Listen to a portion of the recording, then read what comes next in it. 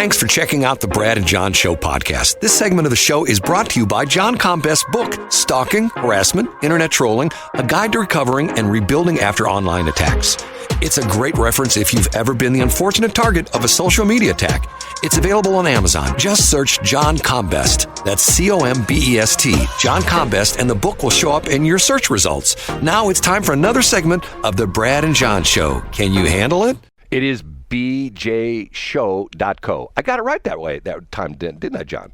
And remember, I love the way you say it, Brad. We can't afford the M. Yes, bjshow.co. I wish I could call that original, but that was actually told to me by a guy, another radio guy that had a client. I think this is in L.A. that had a .co address, and they had the same problem. People were going to the .com. It's not the website, and they would say in the ad, "Hey, remember it's .co. We couldn't afford the M." And they said we couldn't afford the M because our prices are so low. Beautiful. It's a beautiful angle. Yeah. Okay. It's a Friday. Next week, you and I will be here, and I think you and I are the only regular, if you want to call us that, the regular radio people who will actually be working between the holidays. There are so many companies that I've talked to this week that a week ago Friday, this was their last day, and they don't come back till Tuesday, January 2nd. And you know what? They're probably the same people that are advocating to have Super Bowl Monday off, Brad. They don't get enough days And you know off. what? I went to Armstrong and Getty's podcast the other day, and they've been on break for, a week now? Oh, man. You know, it's funny. The guy who's their guy who's, what do you call him? I don't know if they're producer. They're the guy who promotes the show. He's their affiliate guy. Okay, great guy by the name of Craig Wetstein, been in the business a long time. And I almost tempted to say him, dude, I sign on Armstrong and Getty, and they take a week off for Thanksgiving. Yeah.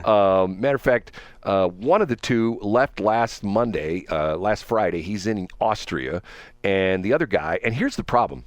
Here's the problem I have with Armstrong and Getty and Markley, Van Camp, and Robbins. I'm still trying to figure out the voices, which one's which. Okay, is that Robbins? Is that Van Camp? Yeah. And the same thing, it's Joe Getty and Jack Armstrong. And I believe, if I'm not mistaken, Jack Armstrong is the higher-voiced guy, and Joe Getty is the lower-voiced guy. But, yeah, they won't be back, and they won't be back till, like, January 4th. And now, you know how they can remedy it, Brad? They should cut a 15 to 30-second promo talking about how we are their lead-in in the St. Louis market. They love and appreciate us. They agree with us on every issue, top to bottom. And everybody that follows them nationally should go to bjshow.co. Well, you know, that's how they can remedy their off time. They can pay penance. I may be too close to it, but they do an excellent show. And I don't think they've ever been in St. Louis. They're on the weekends on the Patriot. They just do like a Sunday morning stint, like 2 hours, something like that. But they are really good. They're out of Sacramento, California. And we carry the show live. A lot of the talk shows you hear have been what they call time shifted, where if you hear that, like, for example, if you listen to like Dana on 97.1, she's on from 8 till 11. She's actually on from I think from 2 till 5 in the afternoon or something like that. Anyway, they run the show, and we run all 4 hours of it. Most of the network people only take 3 hours. They're very talented, and most importantly, they are very good at what they're talking about. They know the topics, but they're funny. And it's like the same. It's rare. It's the Rush Limbaugh thing. Right. You got to be able to entertain people. Right. You got to entertain people. The same thing with the guys in the afternoon, Markley, Van Camp, and Robbins. That's sort of interesting because they're 3 different generations. You and I are 2 different generations. But right. They have a boomer, I guess a millennial, and an Xer or something like that. Or Z. Thank God there's a Gen X guy there to save the show, you know? Right, something like Thank that. goodness. Yeah, something like that. Okay. I'm using my phone a lot this morning. If you will indulge me, one quick phone call here, and any money. Are we calling somebody else? I am calling. Matter of fact, in the next segment, we're going to call Jack Frost. But in this segment, I'm going to make a phone call here, and I'm going to see if this person will answer the phone. Chances are they won't. As Shelley used to say, one ringy dingy. You don't even know what that means, do you? I don't. Hello? Hey, you're on the air, so no potty mouth, okay? All right. Are you in your car? Yeah, I'm driving to work. Are you headed to work? What time are you at work now? I have to be there at 8. This is my son, Drew. Drew, normally I'd call you on your birthday, but there's a problem this year. You know what that is? On a Saturday? Yeah, your birthday's on a Saturday. So I wanted to call you and tell you happy birthday and tomorrow I will feel much older than I do right now. And you know why? You know why? 30. What's that? So I'm turning 30, baby. 30 years old. Drew, I just want to call you real quick. Wish you happy birthday. I'll see you tomorrow. And I love you. And even though you've caused me much grief in the past, I still think the world of you. All righty. I love you too, Dad. Okay, bye. Actually, just the opposite. My son, Drew, is like the easiest person in the world to get along with. How did that happen? Yeah, he's one of my family members. You know what? Because it's a rebellion against Brad. That's what it is. It's a rebellion against Dad. You never see him in a bad mood. I mean, he sometimes he gets down. He's not happy with things in his life, and he just started a new job, and God, I hate to say this, but well, I won't say it because somebody from his job might be listening. They might be. But I asked him what he thought of his new job on a scale of 1 to 10, and the number wasn't good. So we'll just leave it at that. Okay, so he's a great kid. Worked for, I guess, 6 years at Sam's Club, the one right there on Veterans Memorial, right there in St. Charles, between 94 and Zumble. And he started out working in the warehouse. I mean, just moving stuff around, stocking shelves and stuff like that. And then got into being an optician. He went to all the classes and stuff like that. So he was the guy who would wear the white coat, the whole bit. And if you needed your glasses adjusted, or if you came like he would work with you, to like sort of prep you for the doctor. They had a optometrist there, and he would take down all the information and do a lot of sort of asking questions, filling out the forms. And when you saw the doctor pretty much had all your forms done. And he did that for a long time. And one of the advantages to his news job is, working in retail, especially when you're working at a place like Sam's Club, it's 7 days a week. And I don't think they were open on Sundays, but I know they were open on Saturdays, at least the optical department. And, now he's got a Monday through Friday, 8 to 4:30 kind of job. So I don't know. I don't know if that's good or not. I mean, God, where I'm at right now, if someone said, there's a thing you said when we did the podcast, John Combest, I made a comment to you about, what are you doing right now? And I said, well, can people hire you to work for them? And you said something to the effect of that the worst thing you can imagine right now in your life was showing up at a job every day and starting up Outlook. And absolutely. The sound of Outlook, like opening if anybody that's listening that hasn't been subjugated or subjected to this, the idea of booting up a computer and looking at 100 overnight emails that you got of people passing the buck or complaining about this and that, like I don't mean to make a self-harm reference, but like I would rather take a short walk off a you know what I mean, long walk off a short plank. Right. And your job as a comms person, people would complain about things to the company. There would be situations you'd have to handle diplomatically. There would be, I guess, coworkers who would drop things in your lap, all of the above. Absolutely. Every day. Every day. And to be clear, worked with some wonderful people. But the idea of facing an inbox every morning, it's just something that once you get out of it, and you're out of shape of biting your tongue or phrasing things ever so diplomatically.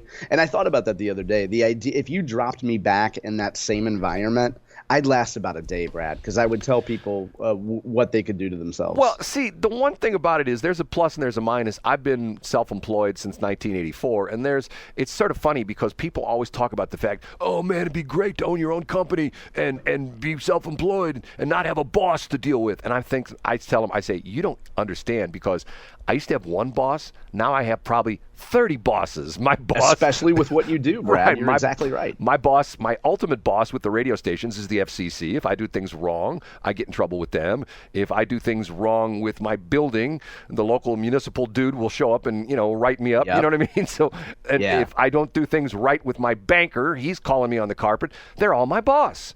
Yep. There's pluses and minuses of every situation. Right. And one of the strange things about the last decade or so is that we've seen this fetishization of the so-called hustle culture. Right.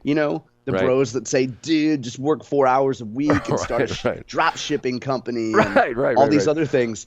And there's a lot to be said for going into a corporate job and making an easy 6 figures and being done at 4:59 p.m. and getting great health insurance and calling it a day. And that is often maligned, but that's the best option for a whole lot of people. And for me, it worked beautifully for counting time I was at a PR firm, about 14, 15 years. Oh, I totally agree with you. Some people are not made to run their own business. I mean, I have people all the time that tell me, how do you deal with all the things you deal with? I mean, they start to see what's in my life. Matter of fact, I'll talk about this to you off air. I've got this crazy idea I may pull off and starting on January 1st, but that's a whole other idea. Is it doing a morning show from 7 to 8 a.m. with a radical right-wing guy that just talks about nonsense and hustle culture? Yeah. Well, but see, the interesting thing about that is, let me mention a name. And the reason I bring this name up is because I'm not defaming him. I have tremendous respect for him. His name is Del Walmsley.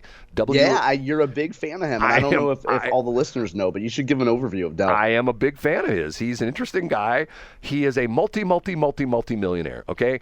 And the story behind Del was he grew up, apparently his parents bounced him around all over the country. At one point in time, as he calls his dark period of time, he lived in Florissant, believe it or not, and he talks. And he claims that it was rough and tumble then, but let's face it was a very nice area back then. Yeah, back when he says it was rough and tumble, it wasn't. It was actually a pretty nice place. Okay, and I'm not saying it's not a bad place. It's not. It's a bad place now. I just say it's changed. Let's put it that way.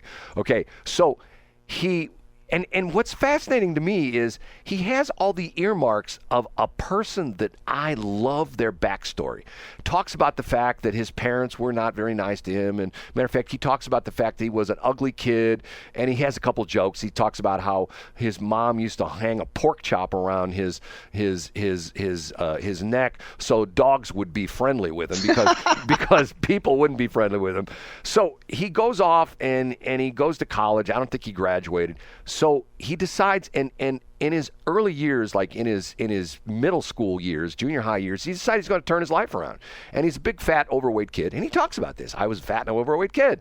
He starts working out at the gym. He reads the Charles Atlas book. You familiar with the Charles Atlas book? Oh, yeah. There was a cartoon of a guy on a beach getting sand kicked in his face. Right, and he decides he's not going to take it anymore. Right, and he goes and he takes the Charles Atlas. If you know who Charles Atlas is, he's like the original guru, the bodybuilding guru. Him and Joe Weider revolutionized the whole industry. Right. So he gets the Charles Atlas book, decides he's going to turn his life around, gets a set of weights, starts working out all the time. Ultimately, I think he makes it to the point where he becomes the quarterback on the high school football team. So he goes from being like Mr. Fat, out of shape nerd. Then he goes into the healthcare industry and he works at Bally's, the old Bally's, which is, which used to be Vic Tanny. Right, which is now gone. There used to be here in the St. Louis area. Matter of fact, I used to work out at the one in Clayton all the time. I loved it there. Matter of fact, someday I'll tell you my funny story about the locker room situation, but that's another story. Okay, so he becomes this, and he talks about it like his standard work week was 12 hours a day, 6 days a week. He worked 12 hours a day, 6 days a week, and he worked out and he sold memberships and stuff like that. He got very good at it. They made him a manager, and all this at the same time he's working out. And at one point in time, I think he was like Mr. Texas. He's this he's like this incredible, ripped bodybuilder who's like this professional weightlifter and stuff like that. He's winning all these things. So he sort of burns out on it and decides that he wants to retire. This is when he's like 32, and he decides, I'm going to retire at 34. So how does he do it? He starts buying houses. And the interesting part of it is you got to understand when this was. This was when one of our economies collapsed. This is when all the S&Ls collapsed, and everybody just walked away from their house. Not everybody, but a lot of people. So he was buying. And this is circa what, 08, that era? No. This is back in the 80s or 90s. Oh, okay. I'm thinking most recently. And so what's more impressive about that, Brad, is that there were no YouTube videos about how to flip houses. Oh yeah. Well, and he talks about that. And he talks about and he talked about he's buying these things from the federal government, FHA. Within a couple years, he has 100 houses he's bought, 100 rent houses, and he retires at 34. So then he gets bored, so he decides to start this company called Lifestyles Unlimited, where he teaches stuff like that. And it's so funny because he's guy talks like, he's got a voice like that. Sounds like the kind of guy you'd see would be like a weightlifter. Like you go to a bar and he's the bouncer. Hey, buddy, don't do that. He's a tough guy. I just blew out my voice doing that. Oh, and anyway, now he's a multi-millionaire. And he buys hours of airtime. On 97.1, he buys the time between 7 and 8 o'clock. Just writes him a check. Every day he buys that hour. And that's to promote his products. Right. And he does an hour talk show. And on 104.9 The Patriot, he now buys 2 hours every night. He's on from 6 till 8. And he talks about his life, talks about, and the big thing is he has all these people who have taken his course in his organization. And the stories they tell are just incredible. Yeah. I mean, people like with not a pot to urinate in, there's two basic categories of the people that become very wealthy with him. The people who are a lot of immigrants who come to this country with nothing. And the other side of the equation is people like you, and I don't mean like you in the respect, but who are a corporate person and didn't like corporate life and decided, I just can't go this anymore. Yeah. I can't go to my cubicle every day. I just can't do that anymore. I'm out of here. And they think if there's any skills that they learned in that corporate environment and that stress factory, as I like to call it, if you learned anything at the stress factory, what can you apply to this new life? Right, and that's what he does as far as all this stuff is okay. Okay, now hold on. And we're at time. You know what? I screwed up here. I screwed up. And Jack Frost needs to hear from us today, Brad. This is the last weekend for St. Charles Family Traditions. I missed a break. Okay, hold on. Let me see if I can do this. Let me do this. Okay, I'm going to do this right now, and hopefully this will work. Yeah, okay, this will work. Okay, 7:41.